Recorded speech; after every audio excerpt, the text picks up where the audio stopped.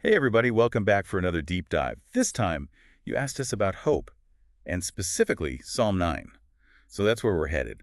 Yeah, we're going to look closely at what this psalm tells us about hope, pull out some really powerful verses, and hopefully see them with fresh eyes. Maybe find some stuff we haven't noticed before. Well, Exactly. let's get right into it. Right off the bat in Psalm 9, it seems like David's like shouting his gratitude. Yeah, he's definitely not holding back. But it's more than just, like, oh, good things happened. It's deeper. It feels like a testimony, almost. Right, right. Like, listen up, everyone. I've seen God's faithfulness firsthand. I have to share this. Yeah.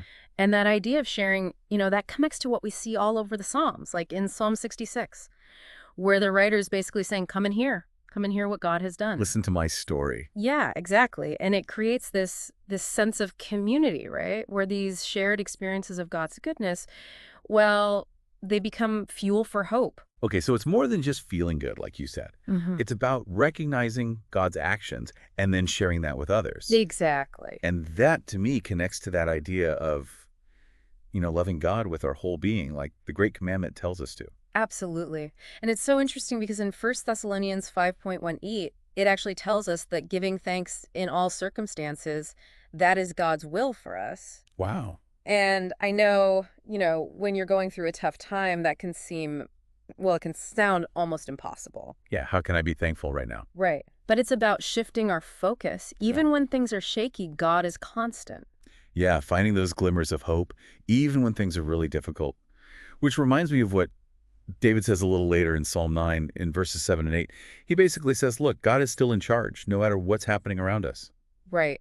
God's justice is unwavering. He says it's eternal. Eternal, yeah. And that statement actually links to some powerful imagery we find elsewhere in the Bible. Think about Daniel 7, for example, where God is this ancient of days seated on a throne of judgment. Wow. Okay, yeah. Awe-inspiring, A right? little intimidating, too. Yeah, a little bit. And that same powerful judgment, it echoes in Revelation 20, where we see, the final judgment of all the nations. That's cosmic courtroom. Yeah, it's intense, but, this isn't about some random vengeful judgment. Right, right. There's got to be a deeper meaning. Absolutely. Isaiah 11, it describes Christ's judgment as perfectly fair, especially towards the poor and the marginalized. It's not about appearances or what people say. It's about truth and righteousness, which offers a powerful picture of hope, actually, for those who have been wronged or those who feel overlooked. So yeah, it's not just about punishment. No. It's about righting wrongs, making things fair.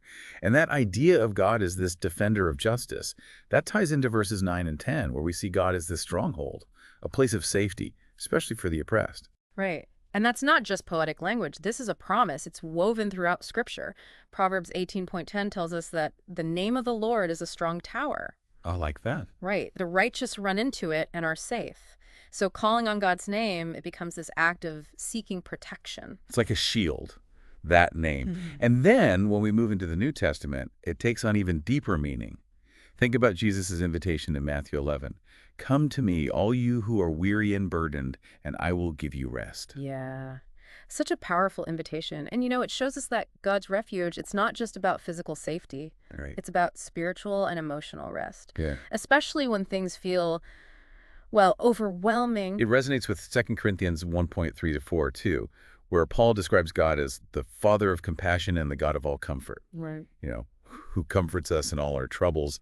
It's that reassurance that we're not alone in our struggles, Yeah. And that God sees us even in those darkest moments. even when we think he's not there. Mm. But what about, those who cause suffering? The ones who it seems like they escape justice. Does Psalm 9 address that at all? It definitely doesn't shy away from that. Verses 15 and 16, David describes the wicked as being trapped by their own schemes. It's like they dig a pit for someone else, but they end up falling in themselves. That's like a universal truth, isn't it? It is, and it's repeated in Proverbs 26. Whoever digs a pit will fall into it, and a stone will come back on him who starts it rolling. And one of the most vivid examples of this, it's in the book of Esther with Haman. Oh, yeah. This elaborate plot to destroy Mordecai and the Jewish people. It backfires. Yeah. Big time. Right. He ends up being hanged on the very gallows he built for Mordecai. Oh, wow. Talk about poetic justice. Right. It's a powerful reminder that our actions have consequences. And that's a principle we see clearly in Galatians 6:7 as well, right? You reap what you sow, and ultimately God's justice will prevail. Which brings us back to hope, because it Yeah. means that evil doesn't get the last word. Exactly. And God remembers those who are hurting, even when it seems like they've been forgotten. Verse 12 of Psalm 9 says, "For he who avenges blood remembers them. He does not forget the cry of the afflicted." It's powerful. And it reminds me of Exodus 3:7, where God sees the suffering of the Israelites in Egypt, and he hears their cries. Yeah. He doesn't ignore their pain. And one of the most beautiful images of God's remembrance, it's in Isaiah 49.15:16, where God compares his love to a mother's love for her child, saying, "Can a woman forget her nursing child? Even these may forget, yet I will not forget you." That's beautiful, that unwavering love. And it makes me think about how that promise is ultimately fulfilled in Christ. Luke 4:18 talks about Jesus coming to bring good news to the poor and freedom to the oppressed. He embodies that divine remembrance. Absolutely, taking on our afflictions as his own. Wow. So even when we feel abandoned and alone, we can cling to that truth that God sees us, he hears us, and he remembers us. But sometimes, we need more than just remembrance. Mm. We need action. We need God to step in and make things right. And that's what David cries out for in verses 19 and 20. "Arise, O Lord, let not man prevail, let the nations be judged before you." This raw plea for God to act, to help those who are suffering. Yeah, it's a feeling we can all relate to, right? That deep need for God to intervene. We see similar cries throughout the Psalms, like Psalm 10:12. Arise, O Lord, O God, lift up your hand, forget not the afflicted. It's such an honest expression of our need for God to step in. To do something. And ultimately, that longing for God's intervention, it points us towards the most significant intervention of all, the return of Christ. Mm. It's described in Revelation 19.15:16. He'll come back to establish true justice and make all things new.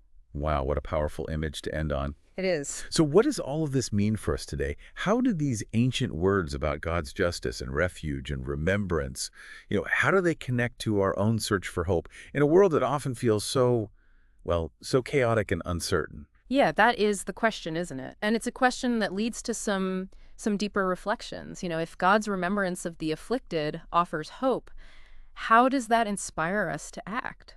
Yeah. What does it look like to be a refuge for others, reflecting God's compassion, especially in a world that can feel so cold and indifferent? So many things to think about. Yeah. And I think we need some time to let this all sink in. We've covered a lot of ground.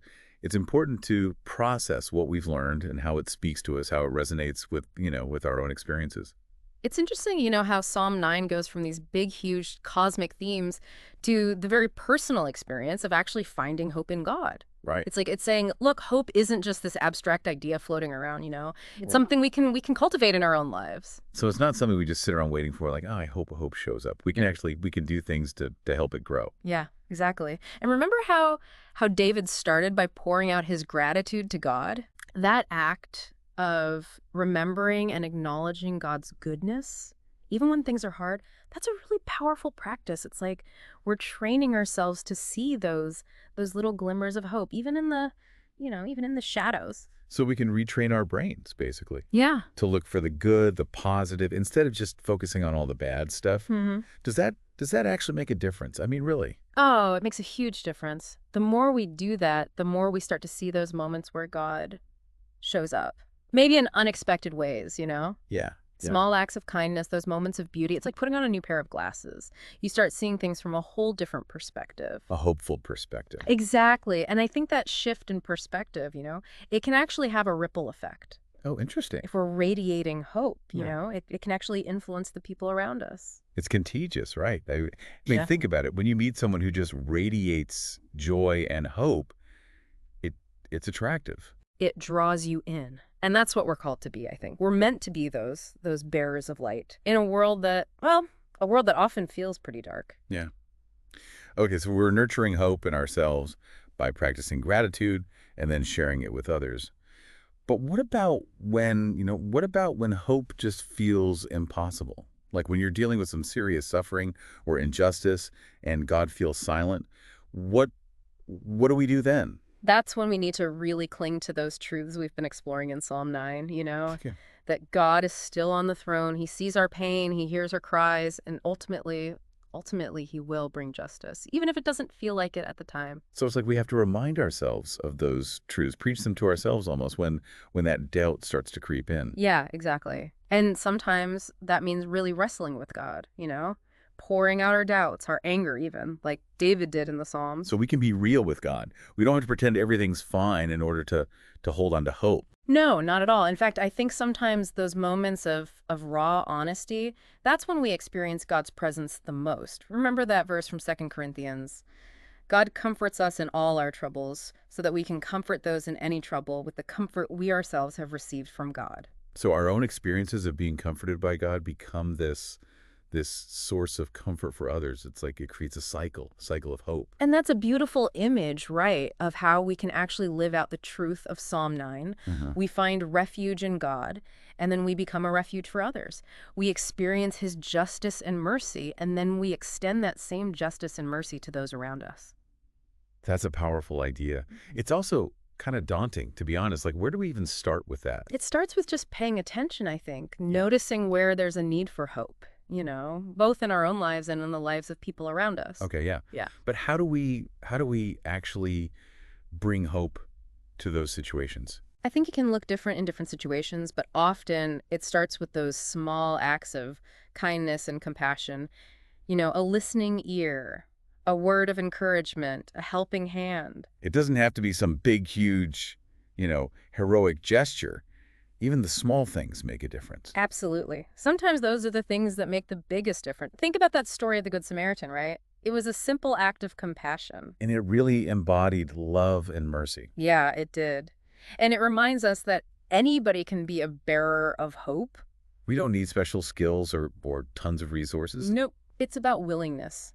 The willingness to step outside ourselves and offer whatever we have. And sometimes just being present, being there with someone in their pain, letting them know they're not alone. That's so powerful. Sometimes that's the best thing we can offer, just that reminder that God sees them, that he hears them, and that he hasn't forgotten them. So we're cultivating hope in our own hearts, we're sharing it with others, and then we're taking action to bring hope to life, in practical ways. Pretty amazing when you think about it. But, if I'm being honest, sometimes it feels kind of overwhelming. Like, how can I possibly make a difference? I think we all feel that way sometimes. But the truth is, we don't have to have it all figured out. Okay, so it's not about doing everything. It's about doing something. Exactly. Taking those small steps, even if they seem insignificant at the time. And believing that God can use those small things, those small offerings. Yes. It reminds me of that story of the boy who gave Jesus those 5 loaves and 2 fish, Yeah. It doesn't seem like much, but Jesus used it to feed thousands of people. So it's not about how big our offering is. It's about being willing to give what we have. Yeah. No matter how small. Exactly. And when we surrender those small things to God, he can do incredible things that bring hope and healing to individuals, communities, even to the world. It kind of takes the pressure off, Yeah. We don't have to be perfect or have all the answers. That's right. We're not called to be saviors. We're called to be servants. To be vessels of God's hope and love. Yeah. Pouring ourselves out for others. And trusting that he will fill us back up with his grace and strength. It's kind of a win-win, right? We bring hope to others, and in doing that, our own hearts are filled. And that's what it's all about. Living lives that just radiate that hope, being those little beacons of light in the darkness. That's beautiful. But, there's got to be more to unpack here. We've talked about cultivating hope, sharing it, taking action. Yeah. But what about the inevitable challenges and obstacles that we face? How do we hold on to hope when we're disappointed, when we experience setbacks, or even tragedy? That's a big question. And it's one that we're going to dive into next time. Because the journey of hope, well, it's not always smooth sailing, Right. There's going to be storms, rough waters. But we can find strength in the stories of others. The people who have walked this path before us. Yeah. The people who have faced unimaginable hardship. But they persevered. They made it through. And they came out on the other side with their hope intact. I love that. So we're going to be looking at those stories of resilience next time. We are, and hopefully we'll learn some valuable lessons from them about how to navigate those rough waters with hope as our anchor. I am ready for that. Let's do it. All right, so how do we do it? How do we hold on to hope when life throws us those curveballs, those moments that really test our faith? Well, it's a question that we all face at some point, right? Life isn't always, well, it's not always easy. We're going to encounter loss, disappointment, even suffering. It's part of being human. But the question is, how do we respond to those challenges? Do we let them just crush our spirits? Or do we find a way to rise above, to cling to that ember of hope even in the darkest of times? So it's about resilience then, finding that inner strength to keep going even when it feels impossible. Yeah. But where does that strength come from? How do we tap into it when we're just feeling drained and discouraged? I think one of the most powerful sources of strength is remembering the stories of people who have, who have walked this path before us, Right. people who have faced unimaginable hardship, incredible loss, and somehow they managed to hold on to hope. Their stories remind us that we're not alone and that, even in the deepest darkness, there's always a possibility of dawn. Yeah, there's something about hearing other people's stories of resilience that makes me feel like, okay, if they can make it through, maybe I can too.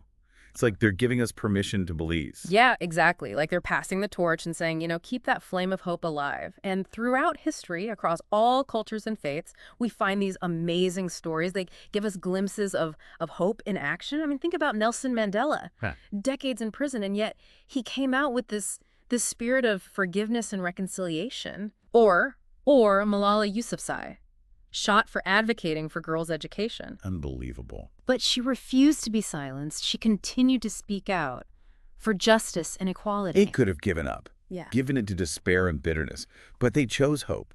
They chose to believe in a better future. Yeah. And they inspired so many people. Yeah, and their stories are powerful reminders that hope isn't just a feeling. It's a choice, a conscious decision to keep believing, to keep fighting for what's right, even when the odds are stacked against us. And it's not about pretending everything's okay or ignoring the pain. Right. It's more like acknowledging the darkness, but still choosing to focus on the light, however faint it might seem at times. That's it, exactly. Hope doesn't deny suffering. It embraces it. Yeah. But it refuses to be defined by it. Right. Hope whispers to us and says, this is not the end of the story. There's still beauty to be found, love to be shared, good to be done. So we draw strength from the stories of others. We make that choice to embrace hope, and we refuse to let the darkness have the final word. Oh. But are there any practical things that we can do to kind of nurture hope in our everyday lives, especially when we're going through those difficult times? Definitely. One practice that's been super helpful for me is gratitude. Intentionally focusing on the things that I'm thankful for, even the small things, Right. It really helps to shift my perspective away from that negativity and despair. It's like a muscle. The more you use it, the stronger it gets. You train your brain to see the good, even when it's hard to find. Exactly. And it doesn't have to be anything complicated. Just take a few minutes every day, maybe write down a few things you're grateful for, or, tell someone you appreciate them. It can make a big difference. Those little acts of gratitude, they really do add up. And, another thing that helps me when I'm feeling down is just getting out in nature, taking a walk, fresh air. There's something about it that just, I don't know, just kind of calms my mind, lifts my spirits. Nature is such a great source of hope, isn't it? It's a reminder that even in the middle of all this chaos and destruction, there's this force of life that keeps pushing through, keeps growing, keeps creating. Yeah. And that's a beautiful metaphor for our own lives. We might go through seasons of dormancy or difficulty, but there's always that potential for renewal and growth. Yeah. And sometimes, just connecting with other people, sharing our struggles, supporting one another. I mean, we weren't meant to go through life alone. We need each other, that's for sure, especially during those tough times. It's in those moments of vulnerability, that shared support, that we really, truly experience the power of human connection. Yeah. And often it's those times when we're struggling ourselves that we discover, how much we can care about other people. Exactly. We learn to see the world through their eyes, and we can offer them that same grace and kindness that we long for ourselves. And that's where hope becomes, that's where it becomes transformative. It's not just about us. It's about creating a world where everyone can flourish. So we nurture hope in our own lives. Yeah. We find strength in the stories of others, and we extend that hope outward. We become agents of change. It's a beautiful thing. It is. And it's within our reach, Yeah. one step at a time. That's encouraging. And remember, even the smallest act of kindness, even the faintest glimmer of hope, it can have a ripple effect. It can go so much further than we could ever imagine. Keep believing, keep hoping, and keep shining your light, The world needs it. Now more than ever, maybe you'll be that source of hope for someone today. Thanks for joining us on this deep dive. We'll see you next time.